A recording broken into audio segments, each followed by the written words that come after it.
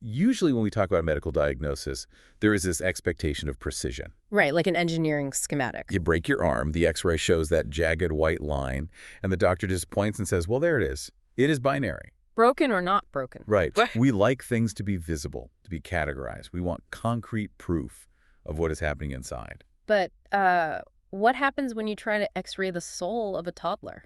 Oh, man. That is the question. Today, we are looking at a 300-year-old historical anomaly that shatters everything we think we know about the developing brain. It really does. Welcome to Reformed Thinking. We are initiating a deep dive into a first-hand historical account documented by the theologian Jonathan Edwards. Yeah, dating all the way back to 1735. Right, in New England. He recorded the experiences of a little girl named Phebe Bartlet, and the primary sources for this account were Phoebe's own parents, William Bartlett and his wife. They provided these incredibly detailed day-by-day observations of their daughter. They really did.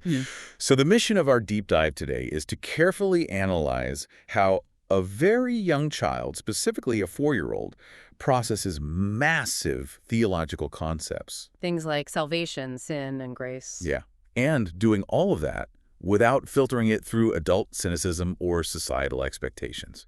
So, to you listening right now, we're going to look into this together. That contrast between a child's chronological age and heavy theological reality is what makes this specific case so compelling. It really is. When we look at the historical context of 1735, we are situated right at the beginning of the Great Awakening in New England. Right. To put it simply, this was a massive, sweeping religious revival that altered the cultural landscape of the American colonies. And Jonathan Edwards was like a central figure in this movement. Spot on, and he was a meticulous observer of human behavior and spiritual affections. He did not write down these accounts to sensationalize them, did he? Not at all. He documented them almost like a 17th century scientist recording data. Relying on the verifiable testimony of the parent. Yeah, William and his wife, whose honesty was unquestioned in their community. So what we are examining here is a case study of a mind that has not yet been clouded by years of philosophical debate. Or, the typical adult tendency to rationalize away guilt. Right, we are looking at raw,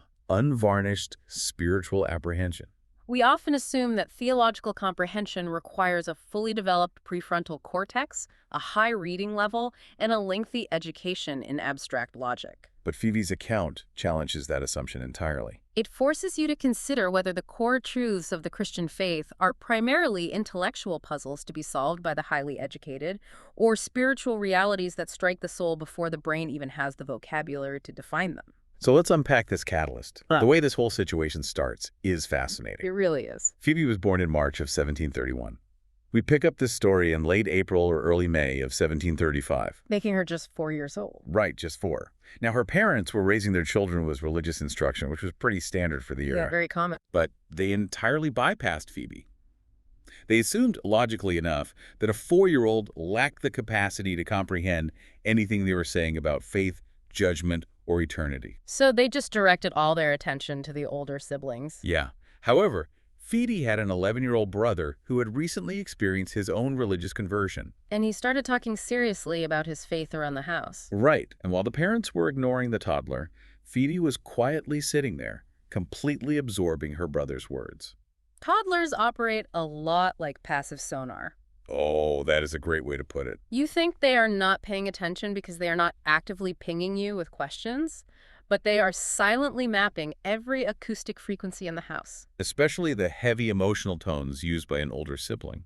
Yeah, adults assume the young child is distracted with wooden blocks or entirely unaware. But they're incredibly attuned to the older kids in the house. Phoebe picked up on the gravity of her brother's words, even when the adult assumed she was totally checked out. The parents making that assumption is a very natural human error. Oh, absolutely. They equated chronological age with spiritual capacity. But the 11-year-old brother, fresh in his own newfound faith, likely spoke with a blunt, unrefined honesty. Yeah, an honesty that resonated differently than a parent's structured lesson. And the result of her listening to this older brother was immediate and tangible. Phoebe began to withdraw. The text notes that she started retiring to a closet for secret prayer. A 4-year-old in a closet.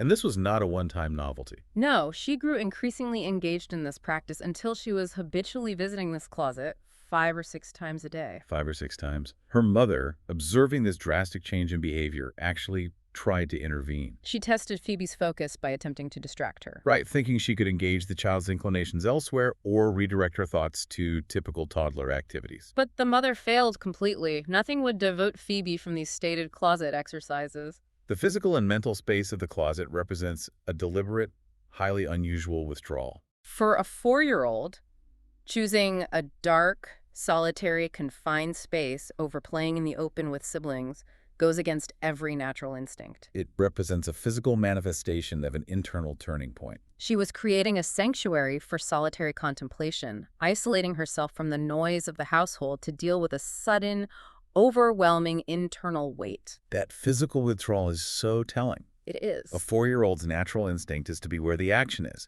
to be near the mother or to be playing with siblings. Choosing the isolation of a closet 5 times a day shows a radical shift in her priorities. And it leads to this striking moment where Phoebe, of her own accord, expresses intense frustration. Yeah, she tells her mother that she could not find God. Now think about the theological weight of that statement coming from a toddler. It is staggering. For someone to say they cannot find something, they first have to understand that the thing exists. Right, that it has value. And that they are currently separated from it. A 4-year-old recognizing a separation from her creator and feeling actual distress over that separation is amazing. She is not crying because she lost a doll. No, she is feeling the acute absence of the divine presence. She has internalized the idea that she ought to be in communion with God, and she is distressed because she perceives a barrier. The distress she feels is the beginning of genuine conviction. She is experiencing the reality of her own isolation from a holy God. So she resolves to keep retreating to that closet. And this period of seeking culminates on a very specific date. Thursday, the last day of July, around the middle of the day. Phoebe was in her usual spot, but this time her mother heard something unprecedented. Instead of quiet withdrawal, the mother heard loud, distressed speaking. The text describes her voice as exceedingly importunate and engaged. The mother could only make out a few specific words, spoken in her childish manner, but carrying an extraordinary earnestness. Phoebe cried out, "Pray, blessed Lord, give me salvation. I pray, beg pardon all my sins." Wow. After finishing this prayer, she came out of the closet, sat down by her mother, and began to cry aloud. She was physically rocking her body back and forth in what the text calls an anguish of spirit. When her mother finally managed to ask if she was afraid God would not give her salvation, Phoebe replied, "Yes, I'm afraid I will go to hell." The vocabulary she uses there, salvation, pardon, sins, it is so precise. She understands she has a debt she cannot pay, and she is pleading for clemency from a sovereign judge. It is highly uncomfortable for a modern listener to hear about a 4-year-old terrified of hell. Oh, definitely. It borders on what we might even call psychological abuse today. Right, by modern standards. How did Edwards and her parents view this level of childhood distress? Well, a critic hearing this today might say this child is not having a genuine crisis of the soul. They would say she has just been frightened by fiery colonial preaching. Or her brother's intense stories, and she is repeating the terrifying words she memorized to get attention or comfort from her mother. Which makes sense. We see kids repeat things they do not understand all the time. They mimic the tone and the vocabulary of the adults around them without grasping the substance. So how do we distinguish between a child just mimicking religious fear to get a hug and a child experiencing a genuine, authentic spiritual awakening? That is the big question. What in this text proves that this is not just a toddler reacting to a scary story she heard from her 11-year-old brother? That is the essential question to ask, and the text provides a clear answer through the mother's reaction. What does the mother do? When Phoebe came out of the closet rocking and crying, her mother did what any typical parent would do. She tried to soothe the child with comfortable platitudes. Right. The mother told Phoebe not to cry, instructed her to be a good girl, told her to pray every day, and offered the vague hope that God would give her salvation. This is a classic works-based pacification strategy. Yeah. Do good things, act right, and everything will be fine. If Phoebe were just parroting fears to get parental comfort, the mother's soothing words would have worked. The child would have absorbed the reassurance, calmed down, and gone back to playing. But the text states that the mother's advice did not quiet her at all. The platitudes failed entirely. Phoebe continued crying earnestly because her distress was entirely internal and immediate. It was not reliant on parental soothing. She recognized that being a good girl was insufficient to bridge the gap between her sin and a holy God. Her crisis was authentic because human comfort could not resolve it.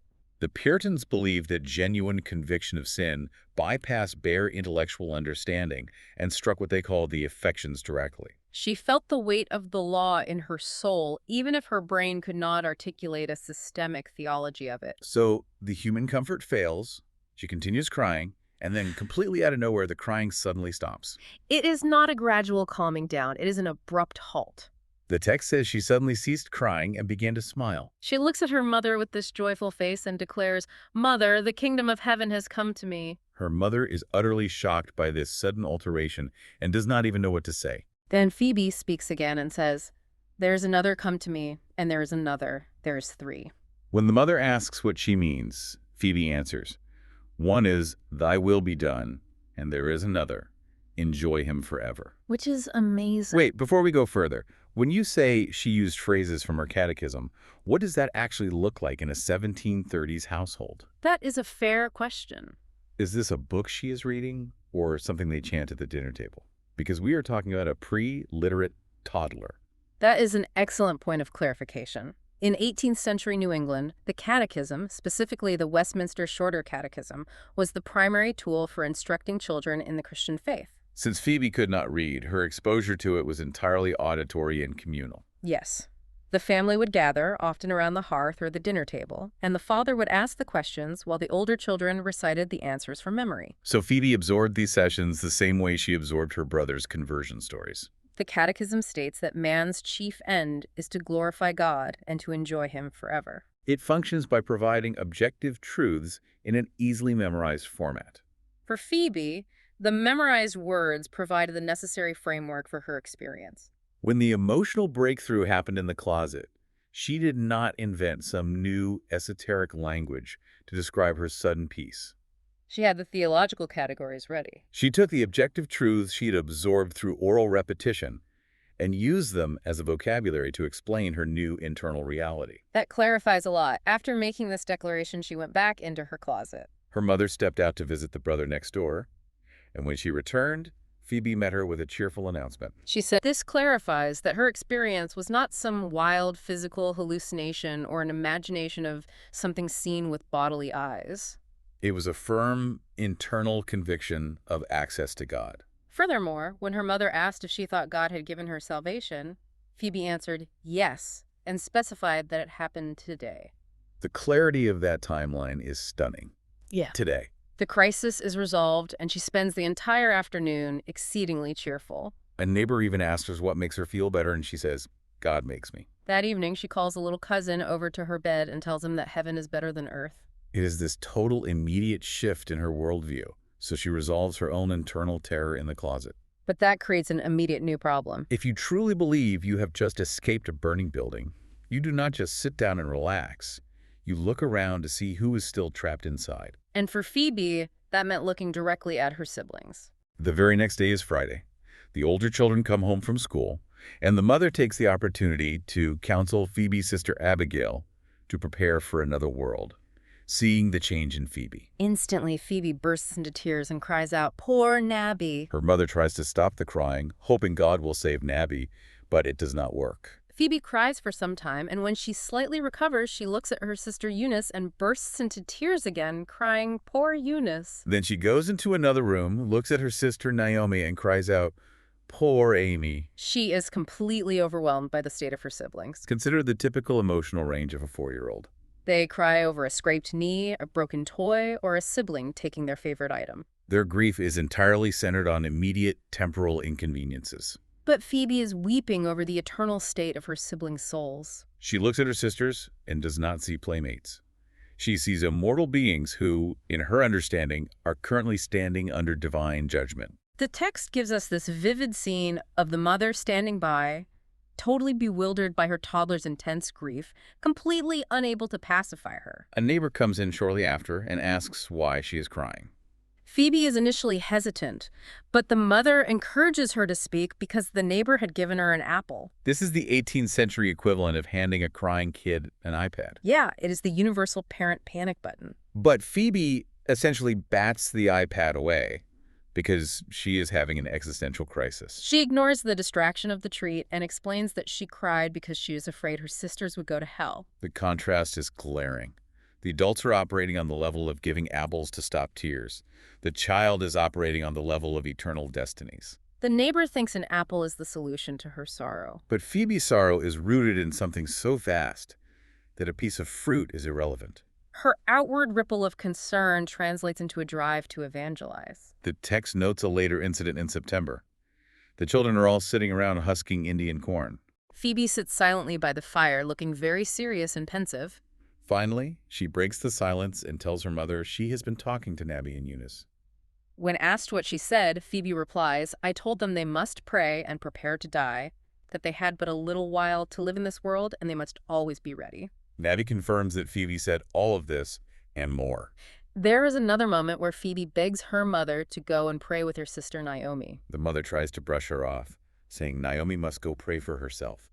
But Phoebe refuses to take no for an answer. She literally pulls her mother's sleeve, persisting and begging her to go pray with the sister. The sheer urgency of her requests reveals an absolute belief in the shortness of life. Adults often develop a sense of complacency about mortality. We know intellectually that life is brief, but we live as though we have endless decades ahead of us. We procrastinate spiritual matters. Phoebe, however, has apprehended the fragility of life without the buffer of adult denial.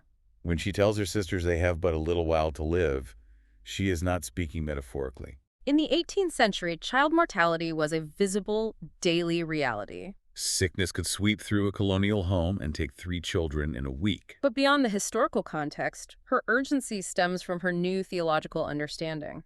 If heaven and hell are real, and if access to God is the most critical need of the human soul, then delaying prayer or preparation is sheer madness. By pulling her mother's sleeve and refusing to be denied, Phoebe is acting entirely rationally within the framework of her beliefs. It highlights a common inconsistency in adult believers. We claim to believe in eternal realities, yet we lack the desperate urgency to plead for the souls of our own family members. The toddler, operating without social inhibitions or fear of awkwardness, simply does what her theology dictates. This intense hyper-awareness of eternal matters translates into a hypersensitivity regarding her own daily actions. Sometime in August, Phoebe followed some of the older children into a neighbor's lot to gather some plums. The text notes she knew nothing of any harm in what she did. But when she brought the plums back into the house, her mother mildly reproved her. The mother told her she must not get plums without leave, and then used 2 very heavy words. She called it sin, and she called it stealing. The reaction from Phoebe is explosive. She seems greatly surprised, bursts into tears, and immediately cries out, "I will not have these plums." Then she turns to her sister Eunice and confronts her, asking why she told her to go to the tree, stating she would not have gone if Eunice had not asked. This is a remarkable demonstration of a conscience suddenly awakened to the moral law. It is quite similar to the dynamic in the Garden of Eden. Right, where the immediate realization of transgression leads to an overwhelming sense of guilt, followed swiftly by an attempt to shift the blame to another party, in this case, her sister Eunice. The older children, the text notes, were not much affected or concerned about the reprimand. They likely viewed taking a few plums as a minor neighborhood infraction. But there was no pacifying Phoebe. For her, the issue was not the monetary value of the fruit. The issue was that her action had been categorized as a violation of God's command against stealing. I want to use an analogy here to explain what happens next, because it is crucial for you, the listener, to grasp. Let's hear it. Imagine you are driving across a border and you accidentally transport something illegal in your trunk without knowing it was there. Okay. You get pulled over, the item is found, and you are crushed by the weight of the law. You are facing severe penalties. Right. Then, through some technicality or a sudden change in policy, the border guard says, "Actually, we just got a call. That item is legal now. You are free to go." Societal consequences are gone. The legal threat is removed. But if you have a hypersensitive conscience, the guilt remains because you realize your own capacity for transgression. You still committed the act. Back to Phoebe. The mother, seeing the extreme distress she had caused over a few plums, decided to implement a practical solution. She sent one of the older children to ask the neighbor for permission to have the plums, attempting to fix the situation through human diplomacy. The owner grants it.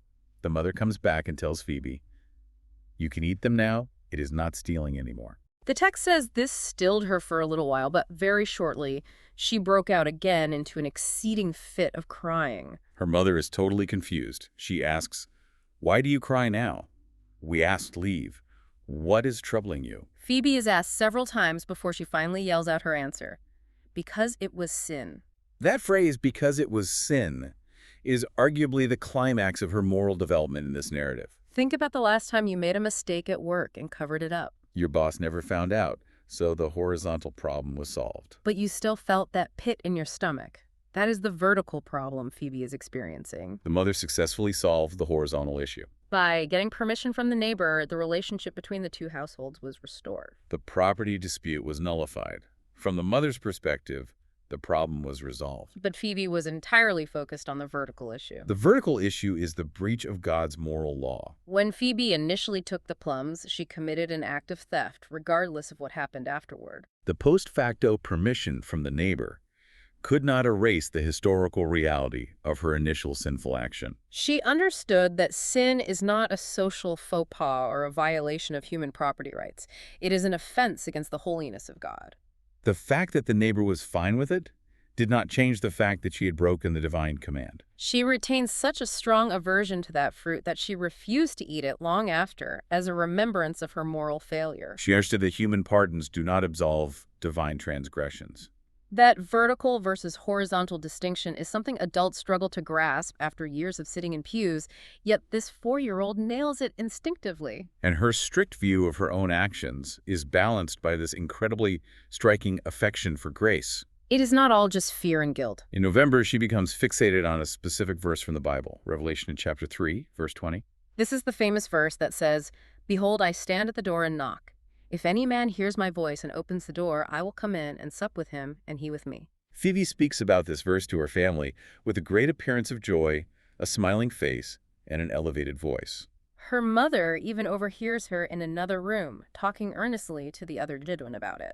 Phoebe repeats this phrase 3 or 4 times with exceeding joy and admiration. Why? It is to SC with God. And then, in the middle of winter, very late at night, her mother hears her weeping quietly in bed. The next morning, the mother asks if she was crying. Phoebe answers, "Yes, I did cry a little, for I was thinking about God and Christ, and they loved me." The way a child's mind apprehends the concept of communion with the divine is vastly different from an adult's. For an adult reading Revelation 3.20, the idea of supping or dining with God is quickly categorized as a metaphor for spiritual fellowship. We intellectualize it. But for Phoebe, it is a literal, joyous reality. To a child, sharing a meal is the ultimate sign of intimacy, safety, and inclusion in a family. The idea that the creator of the universe desires to sit at a table and share a meal with her is overwhelmingly wonderful. Her late-night tears reflect an affectionate meditation on the love of Christ. This is not the terror she experienced back in July in the closet. This is the weeping of a soul that feels entirely safe and overwhelmed by unmerited grace. Her theology has moved from the sheer panic of impending judgment to the tender realization of divine affection. That literal application of truth shows up again in how she views charity. There is this story about a poor man who lived in the woods. He lost a cow, and his family depended heavily on that animal for survival. He came to the Bartlett house and told the story of his misfortune, explaining the severe difficulties his family was facing. Phoebe sat there, listening attentively. The story worked exceedingly on her compassions. So she goes straight to her father, who was working in his shop, and bugs him to give the poor man one of their cows. She explains that the man has no cow, that hunters or something killed it, and she entreats her father to just hand over one of theirs. Her father, operating with adult economic realism, tells her they cannot spare one. So what is Phoebe's backup plan? She begs her father to let the poor man and his entire family move into their house. She manifests these intense bowels of compassion toward the poor. The logic of a child is beautifully linear and unencumbered by practical constraints. Precisely. She observes a problem. The man has a severe need. She observes a fact.